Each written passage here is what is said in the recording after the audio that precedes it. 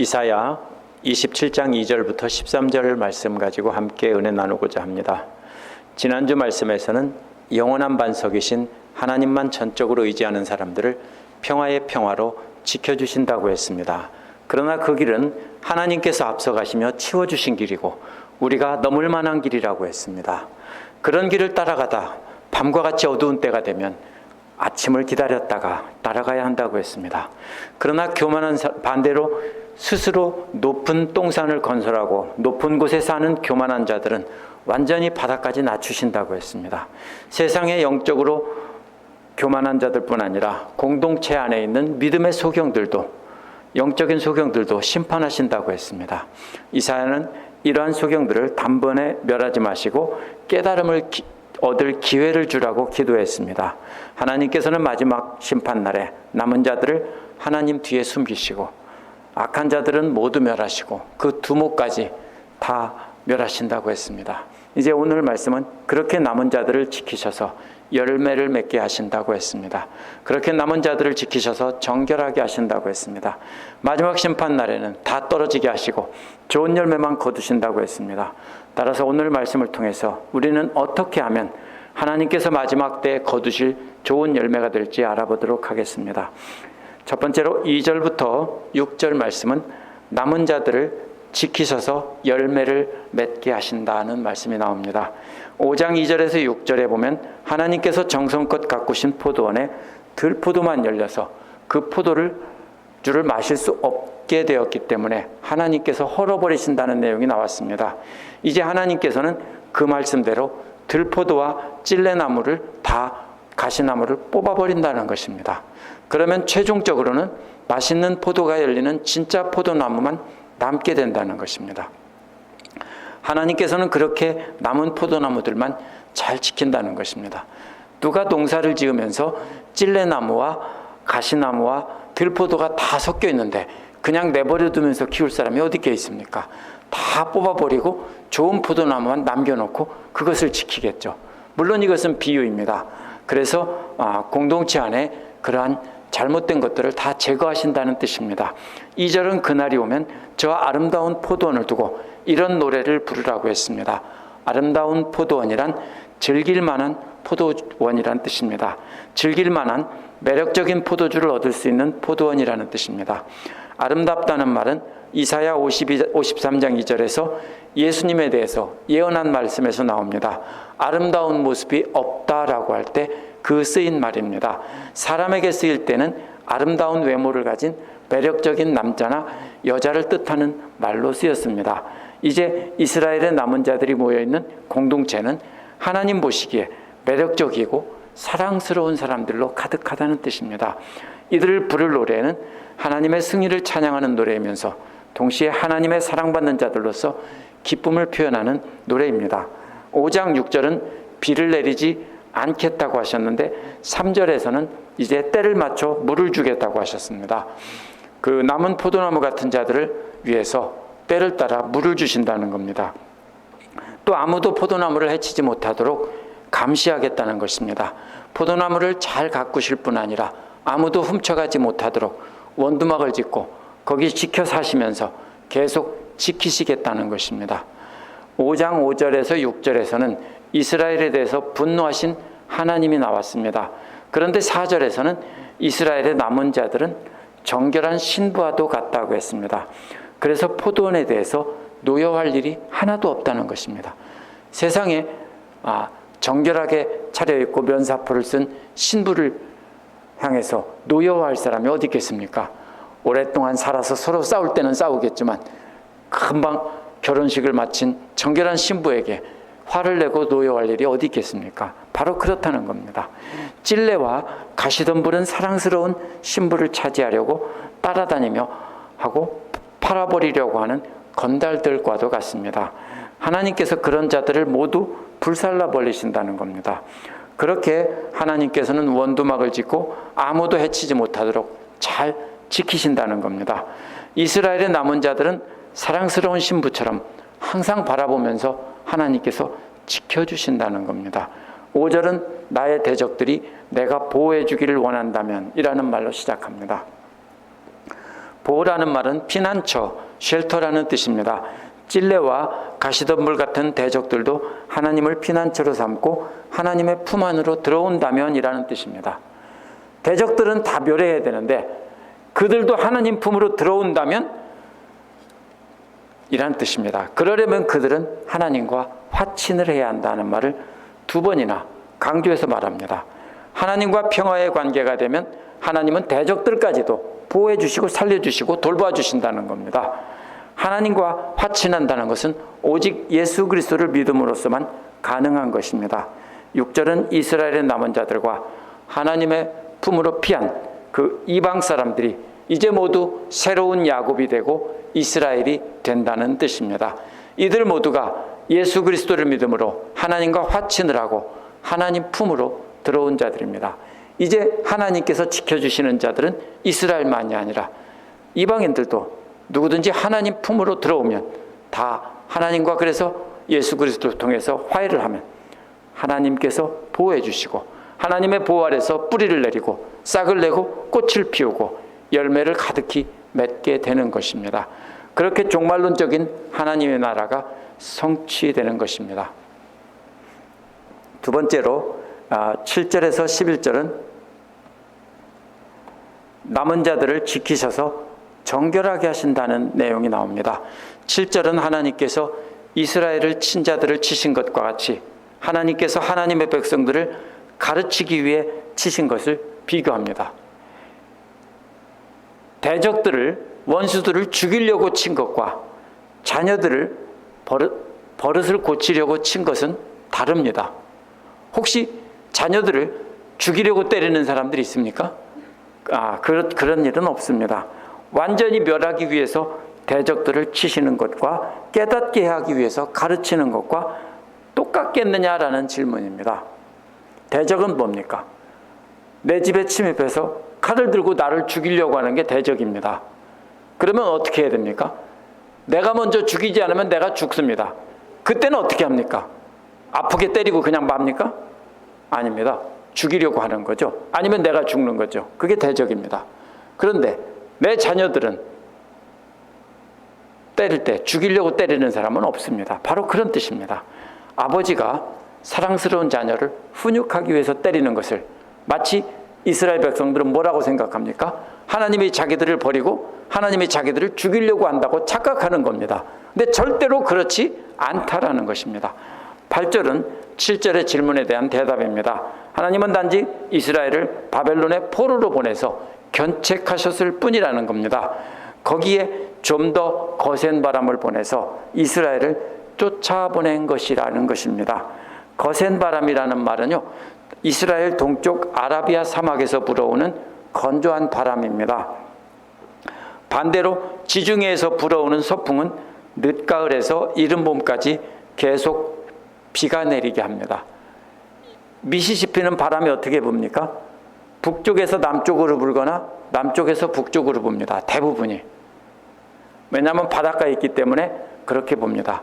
근데 이스라엘은 바다를 서쪽에 두고 있기 때문에 늦가을에서부터 봄까지, 초여름까지, 봄까지는 서풍이 부는데 그때는 계속 비가 내립니다.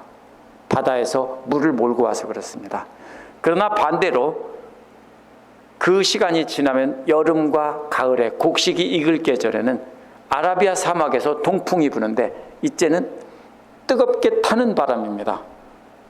아주 뜨거운 건조한 바람이 붑니다. 바로 이 거센 바람이라는 말은 동쪽에서 불어오는 건조한 바람이란 뜻입니다. 근데 이때가 언제냐면요, 이스라엘 사람들이 밀과 보리를 심은 뒤에 다 자라고 열매를 맺어서 결실할 때입니다. 결실할 때 만약에 비가 계속 내리면 어떻게 합니까? 다 썩어서 버립니다. 싹 터버립니다. 근데 이때는 비가 안 오고 뜨겁게 햇빛이 쬐고 말라야 되는 것입니다. 그래서 이것은 시련 같지만 비가 내리고 계속 자라야 되는 것처럼 착각하지만 이때는 비가 안 내리고 뜨거운 동풍이 부는 것이 맞는 겁니다. 그를 통해서, 시련을 통해서 수확을 할 수 있게, 결실할 수 있게 준비가 되는 것입니다. 그래서 바벨론이 와서 동쪽으로부터 와서 이스라엘을 멸망시키고 포로로 잡아간 것을 고난이지만 동풍에 비유한 것입니다. 이스라엘 백성으로 하여금 결실하게 하려는 것입니다. 결실기에 지중해에서 불어오는 서풍이 분다면 장마철에 되어가지고 곡식이 다 썩어버리고 못 쓰게 되는 것입니다. 그렇기 때문에 뜨거운 햇볕과 건조한 바람으로 완전히 결실하게 하는 것입니다. 바벨론의 뜨거운 동풍으로 고난을 주신 것은 멸망하게 하려는 것이 아니라 자녀를 훈육하는 아버지의 매와 같다는 것입니다. 9절은 하나님의 징계를 받은 이스라엘이 어떻게 변할 것인지를 말한 것입니다. 야곱의 불의가 속함을 받는다고 했습니다. 야곱의 불의가 덮어진다는 뜻입니다. 이와 짝을 이루는 죄는 용서를 받는다는 말이나 죄를 없이 한다는 말은 죄를 되돌려 보내거나 옮겨주신다는 뜻입니다. 무슨 말이냐면요, 아담과 하와가 부끄러운 죄를 지었을 때는 어떻게 해야 됩니까? 가려주고 덮어줘야 되는 겁니다. 또 백성들이 무거운 짐과 같은 죄를 지고 있을 때는 어떻게 합니까? 그 짐을 옮겨주거나 아니면 그 짐을 지라고 짐이 올 때 그 짐을 돌려보내거나 이래야 되는 것입니다. 그래서 어떤 죄는 가려주고 어떤 죄는 짐이 안 되도록 내려주거나 다른 데로 옮겨주는 것입니다. 이처럼 구약 성경의 불의와 죄는 덮어서 가려주거나 아니면 지고 있는 것을 돌려보내거나 딴 데로 옮겨주어서 짐을 벗겨주는 것입니다. 이미 지은 죄는 부끄럽죠. 그것은 가려주는 것이고요. 우리의 죄도 마찬가지입니다. 이미 과거에 지은 죄는 하나님께서 용서해 주시고 가려주시는 겁니다. 그러나 반대로 현재 지고 가거나 앞으로 지고 다녀야 할 죄는 그것은 내려주시고 옮겨주셔서 더 이상 지지 못하게 하고 또 그것을 지게 되는 일이 생기면 하나님께서 되돌려 보낸다는 겁니다. 택배가 왔는데 이거는 우리 거 아니야 라고 해서 돌려보내는 것과 같습니다. 언제 그렇게 하시는가 하면 이스라엘의 남은 자들이 모두 제단의 돌을 부서진 횃돌같이 하는 때라고 했습니다. 횃돌이 뭐냐면요, 하얀 돌이에요. 우리는 횃가루를 사다 쓰지만 옛날 이 사람들은 하얀 돌을 갖다가 완전히 가루로 내서 부숴가지고 물에 개서 벽에다 바른 겁니다. 그러면 남은 자들이 모든 제단의 돌들이라는 것은요, 우상들을 말하는 겁니다. 이 우상들을 갖다가 다 박살내서 가루로 내서 하얀 벽에 하얗게 칠하기 위해서 가루를 내는 것처럼 그렇게 우상들을 완전히 박살낼 때입니다. 우상들을 그렇게 완전히 박살내서 가루로 만들어서 없애버릴 때 그렇게 하신다는 겁니다. 또 아세라 여신의 상과 또 그 분향단을 넘어뜨리고 다시 서지 못하게 할 때입니다. 이것은 가루로 만드는 것이 아니라 넘어뜨려야 되는 겁니다. 높이 세워져 있기 때문에 그것은 무너뜨리는 것입니다. 그러나 모든 이스라엘이 다 그렇게 되는 게 아닙니다. 10절에 보면 견고한 성읍은 이스라엘 중에서 우상 숭배하는 자들의 성읍입니다. 25, 26장에서 똥산으로 비유된 우상 숭배자들의 견고한 요새입니다.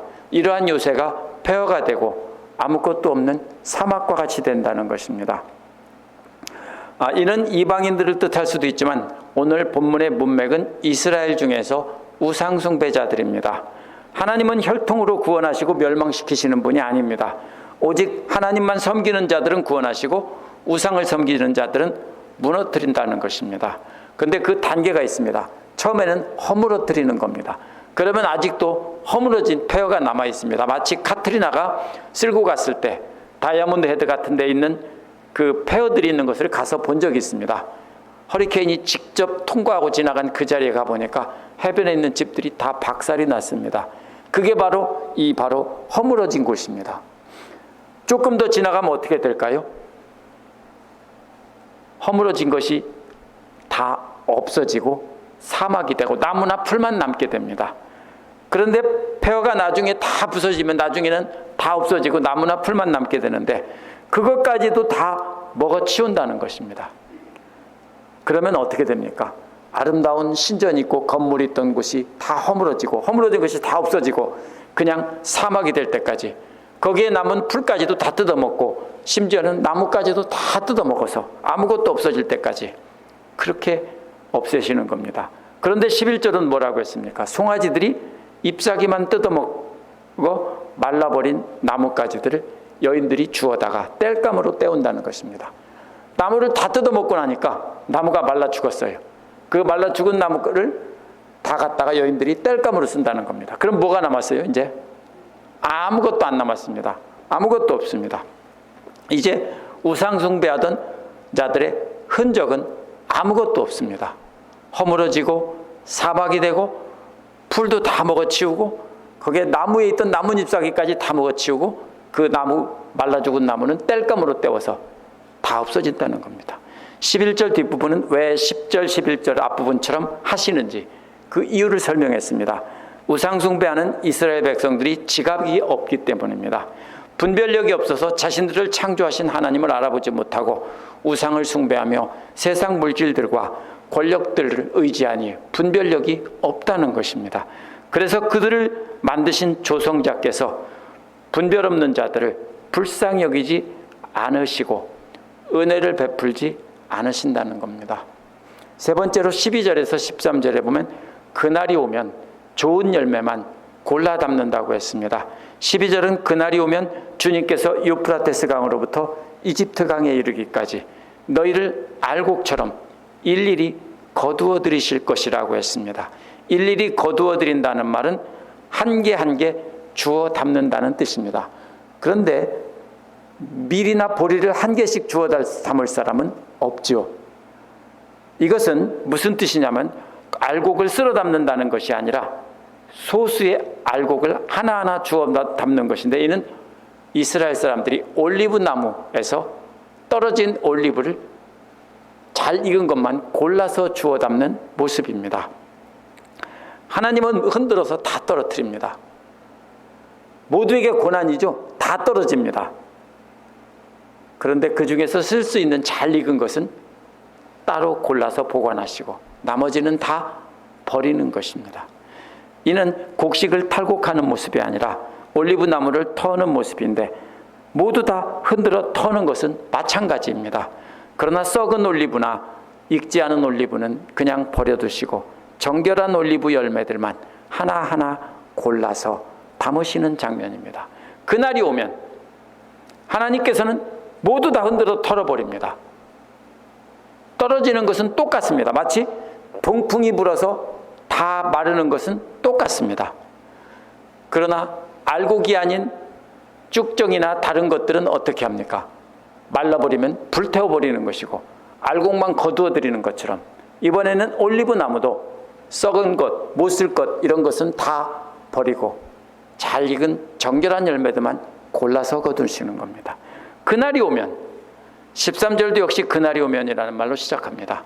그날이 오면 큰 나팔 소리가 울릴 것이라고 했습니다. 나팔은 희년을 알리는 나팔 소리입니다. 레위기 25장 8절 9절에 보면 안식년을 7번 세라고 했습니다. 7년씩 7번 세면 49년이고요. 그래서 희년은 이제 50년째를 희년이라고 부릅니다. 희년이 되면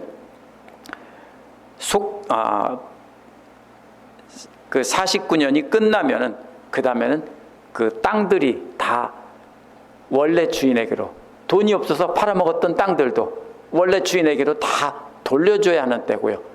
그런 것이 바로 희년입니다. 해방이 되고 모든 것이 다 되돌아가는 때입니다. 그래서 7째 달 열흘은 속죄일이니 너희는 뿔나팔을 크게 불어라 라고 했습니다. 이 속죄일은 잃었던 유산을 되찾고 가족들에게 돌아가는 해입니다. 13절의 큰 나팔도 역시 희년의 속죄일을 알리는 나팔 소리입니다. 이스라엘을 여호와께서 회복시키신다는 겁니다. 그래서 희년의 비유를 가지고 이제 때가 되면 하나님께서 돌아오게 하신다는 겁니다. 이것은 12절과 연결해서 읽어야 합니다. 12절에서 올리브 나무 열매를 주워 담는다고 하셨는데 어떻게 골라 담느냐 할 때 소수의 남은 자들이 하나님께서 희년의 나팔을 불 때 하나님께로 돌아오는 자들만 담으신다는 뜻입니다. 그러므로 하나님께서 억지로 돌아오게 하는 것이 아니라 하나님께서 부르실 때 부름에 응답해서 하나님 앞으로 나오는 그 사람들을 이렇게 골라 담는다는 뜻입니다. 그래서 하나님의 소집에 응한 그들이 예루살렘 거룩한 산에서 주님을 경배한다는 것입니다. 하나님께서는 그 백성의 악하고 음란한 것을 심판하셔서 제거하시고 좋은 포도나무 같은 자들만 물을 주시고 가꾸셔서 아무도 해치지 못하게 지켜주신다 했습니다. 밭에다 농작물을 심으면 어떻게 합니까? 놔두면 엉망이 돼버려서 먹을 수가 없습니다. 논에다 벼를 심고 한 번도 손을 안 대면 어떻게 될까요? 벼는 거의 남지 않고 피만 가득 차게 됩니다. 그런 것과 똑같습니다. 그러면 어떻게 합니까? 하나님께서는 좋은 것만 남기고 나머지는 다 골라내시는 겁니다. 그리고 나서 나머지는 잘 물을 주고 가꾸어서 아무도 해치지 못하게 하시는 겁니다. 오늘 말씀에서 찔레와 가시나무 같은 멸망하는 자들까지도 하나님께서는 돌아오기만 하면 지켜주신다고 했습니다. 그러나 아무 고생도 안 한다고 한 게 아닙니다. 뜨거운 동풍을 불게 해서 다 마르게 하지만 그 중에서 결실한 자들은 열매를 맺고 쭉정이만 남고 가짜들은 다 태워버리시는 겁니다. 그래서 하나님을 의지하지 않고 세상의 것들을 의지하는 자들은 아무런 결실도 없이 흔적도 없이 사라지고 믿는 자들만 영원한 알곡이 돼서 하나님과 함께 거하는 것입니다. 어떻게 이렇게 결실합니까? 신구약 성경 전체를 보면 예수 그리스도를 믿음으로 결실하게 되는 겁니다. 예수 그리스도를 믿음으로 하나님과 화해를 하게 되는 겁니다. 그러나 예수 그리스도를 믿음으로 구원받는다는 것은 말로만 하는 서비스가 아닙니다. 그동안 의지하던 세상의 견고한 성읍을 버리고 오직 예수 그리스도를 믿음으로 그 가르침을 따라 고난을 통해서 결실을 맺는 것이 믿는다는 뜻입니다. 그렇다고 행위의 구원을 강조하는 것은 절대로 아닙니다.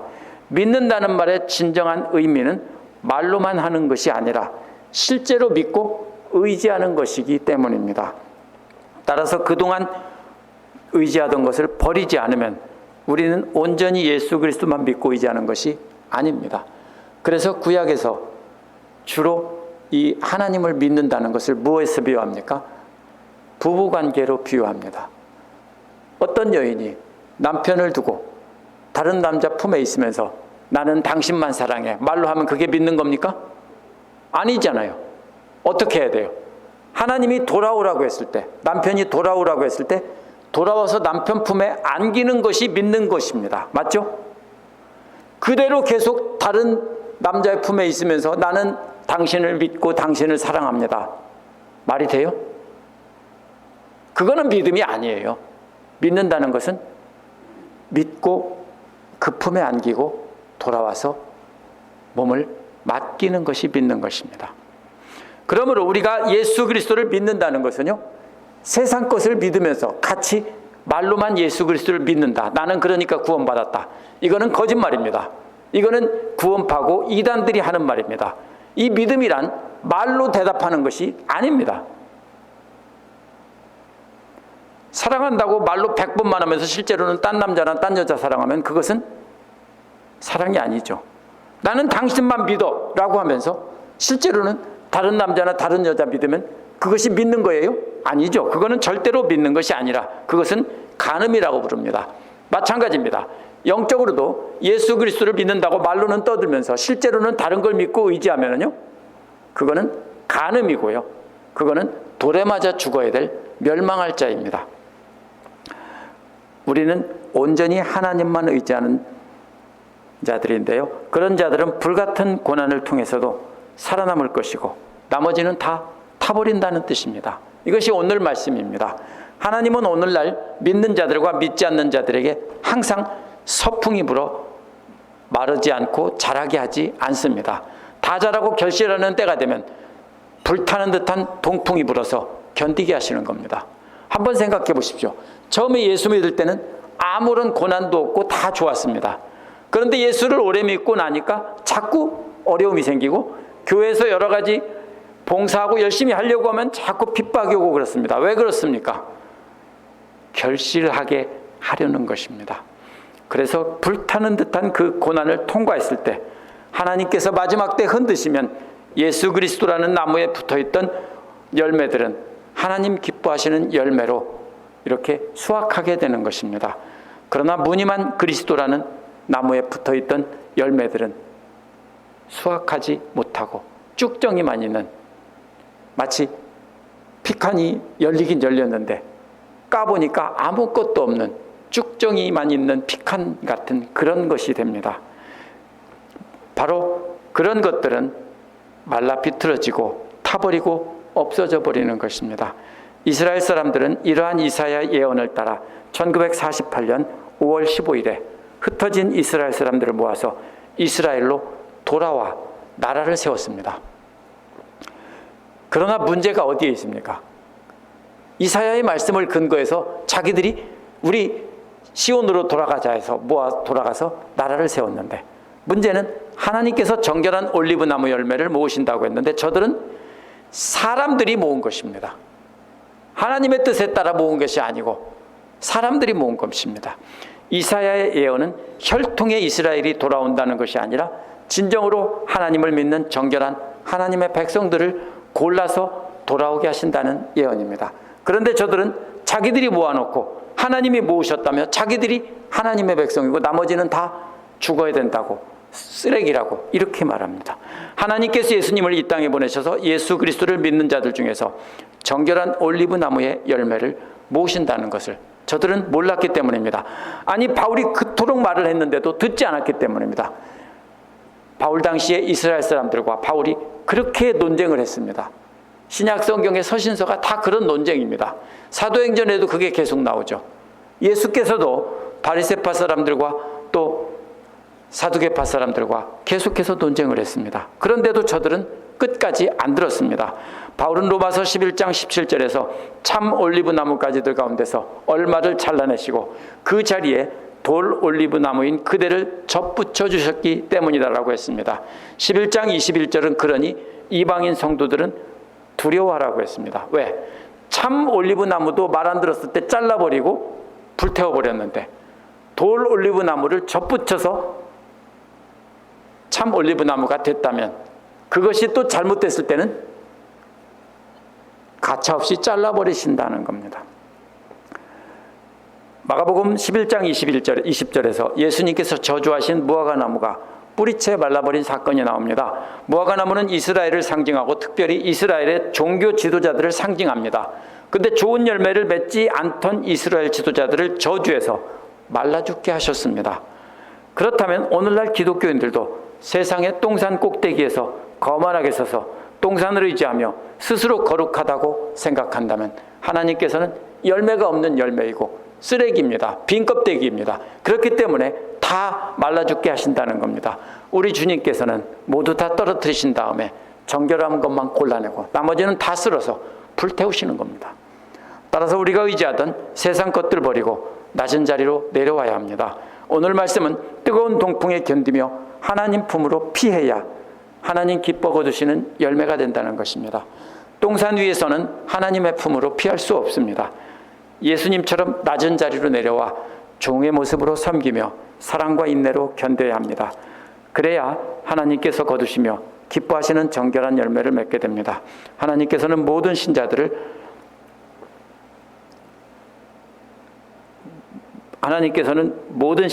다 구원하지 않으십니다.